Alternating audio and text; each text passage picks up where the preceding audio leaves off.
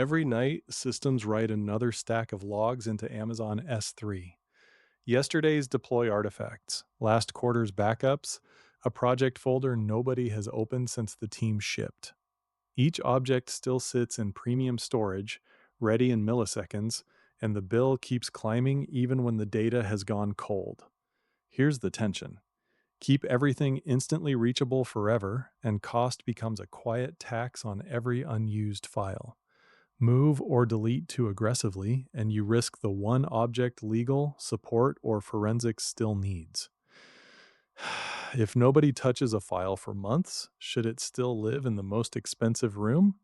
Amazon S3 Lifecycle Management is the answer the cloud offers.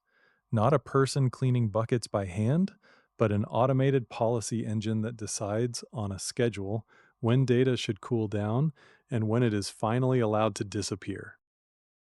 Lifecycle management is a set of rules you attach to a bucket. Those rules watch object age and version state, then take action without another human click. The source frames the problem plainly. As data ages, access usually falls, yet leaving everything in S3 standard forever is expensive clutter. So the policy does two kinds of work. Transition actions move objects into cheaper storage classes as they cool. Expiration actions permanently delete objects once their useful life or their legal retention window ends. Benefits stack quickly. Lower storage costs, far less manual administration, automatic purging of logs, temp assets, and expired backups, and a way to enforce retention windows instead of hoping someone remembers. Think of the bucket less like a warehouse that never throws anything out and more like a calendar with permission to act. The next question is mechanical. How does a file actually move down the temperature ladder? So, why bother wiring a policy at all? The source names the payoff in plain operational terms. First, lower storage costs. Cold data stops living in premium S3 standard pricing. Second, less manual administration. Nobody has to open the bucket every month and play janitor by hand. Third, automatic purging of the mess that accumulates on its own. Development logs, temporary assets, expired backups. And fourth, enforcement of retention windows, so legally sensitive records are kept for the required life, then leave when that life ends. Lifecycle management is not a fancy toggle. It is how storage stops being a static warehouse and starts behaving like a schedule. The question that follows is harder. If automation is this powerful, what two instincts fight inside every date you type? On one side sits the instinct to keep everything immediately accessible forever. It feels safe. A surprise audit, a bug that needs last quarter's logs, a customer dispute, the file is still one request away. The blind spot is cost and clutter. Premium storage never sleeps, and buckets quietly fill with objects nobody has opened in years. On the other side sits the instinct to move or delete aggressively. It is cheap and tidy. The blind spot is sharper. If the data is still needed or still legally required, a thrifty rule becomes a permanent mistake. Lifecycle management does not pick a side for you. It forces the trade-off into the open. Transition when access cools, expire only when utility or regulation says the story is over. Hold that tension. Next, we ask a practical question the console makes you answer first. Which objects does the rule even touch? Transition actions are the gentle half of the story. They do not destroy the object, they relocate it into a colder class where storage is cheaper and retrieval is slower. A fair trade when you almost never open the file. The source lays out a classic cooling path. Objects begin in S3 standard, the hot tier built for frequent access. After a minimum of 30 days, they can move to standard IA, infrequent access, still online but priced for rarer reads. After 60 total days, they can step into S3 Glacier Flexible Retrieval, an archive tier for data you can wait to restore. And after 180 days, Glacier can hand off to Glacier Deep Archive, the deepest, cheapest long-term vault in this sequence. Real-world candidates are exactly what you expect. Application logs that mattered during an incident, completed project deliverables, Backups you keep just in case. Moving them saves money. But deletion is a much more permanent decision, and that is the other family of rules. Expiration actions answer a harder question. When is old data allowed to disappear for good? These rules tell Amazon S3 to permanently delete objects from the bucket.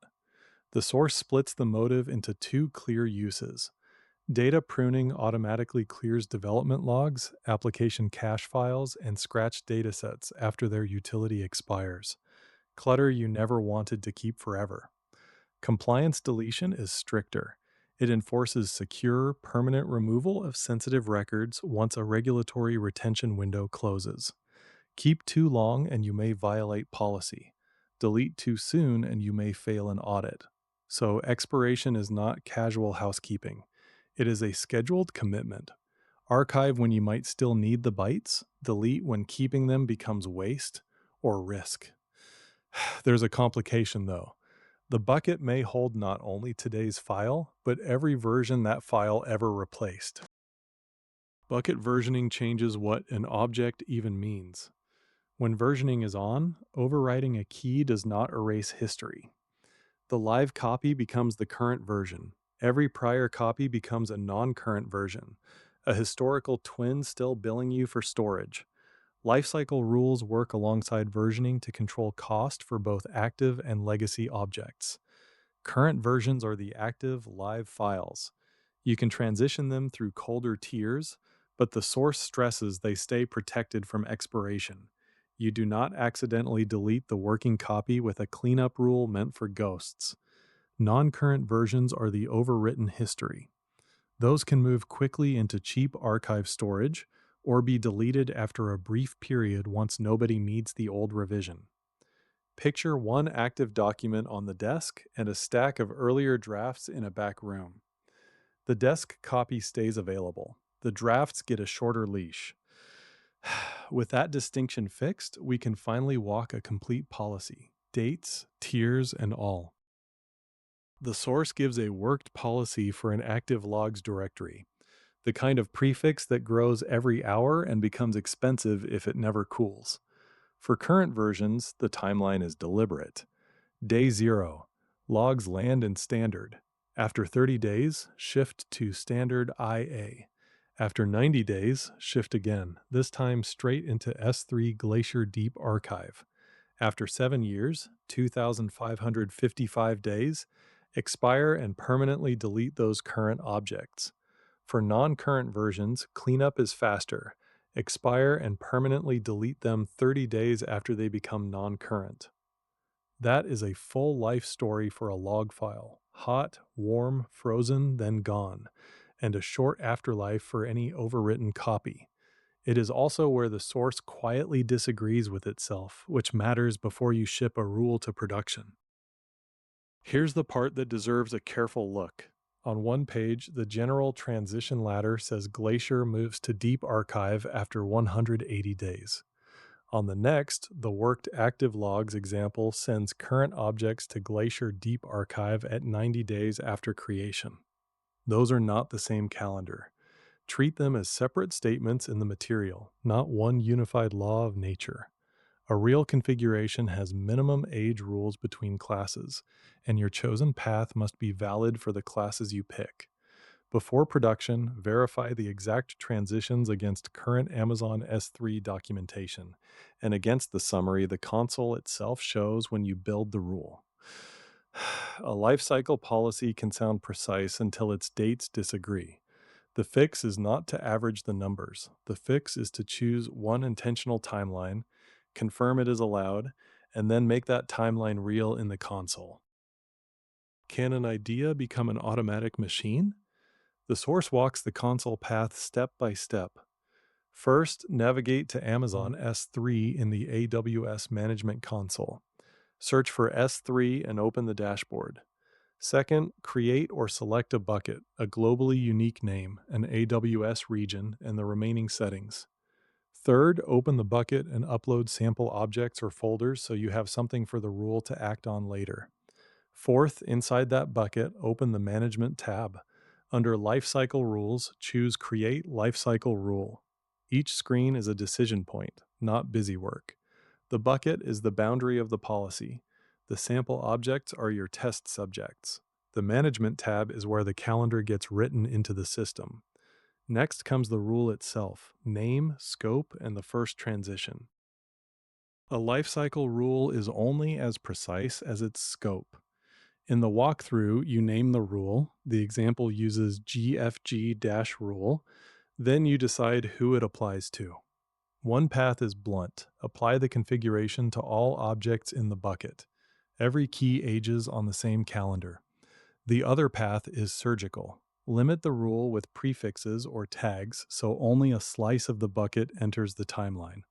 That is why the worked policy targets active logs / a directory of operational noise that should cool and eventually die, without dragging unrelated production assets along for the ride. Scope is the safety rail. Get it wrong, and a thrifty transition becomes a company-wide surprise. Get it right, and the rest of the configuration is just dates and actions. Once scope is set, the console shows a simple summary of what happens after upload.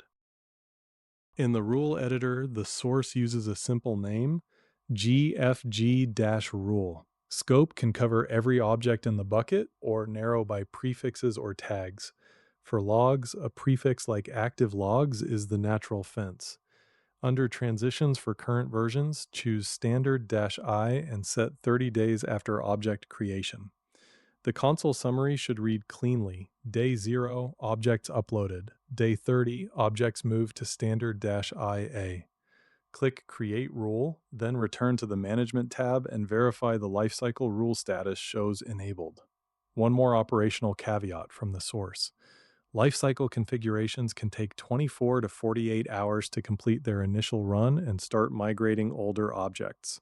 Automation is not instant magic on day one. It is a daily engine that needs a first pass. The labor of cleanup is gone, but the responsibility for choosing the dates remains yours. Here is the part that makes the abstract concrete. Day 0. Objects are uploaded. They begin life in the hot tier, ready for frequent access. Day 30. Under the sample configuration, those objects transition towards standard IA, still reachable but priced for infrequent hits. Later milestones send current versions into colder archive classes on the calendar you chose. And at the end of the retention window, expiration permanently deletes what no longer earns its keep. The console even prints a short transition summary so you can read the story before you commit. Create the rule, return to management, and confirm the status reads enabled. Then remember the operational pause. The first full run can take 24 to 48 hours before older objects begin to migrate. Automation is live, but it is not instant magic. Which brings us back to the stakes we opened with.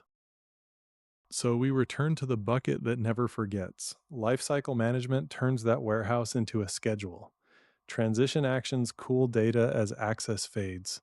Expiration actions remove what must not linger. Versioning splits the living file from its history so you can protect the present and tidy the past. A concrete logs policy, 30 days, 90 days, 7 years, and a 30-day non-current cleanup, shows how those ideas become numbers. And the console path shows how those numbers become an enabled rule after a day or two of first motion. What this knowledge makes possible is simple and powerful.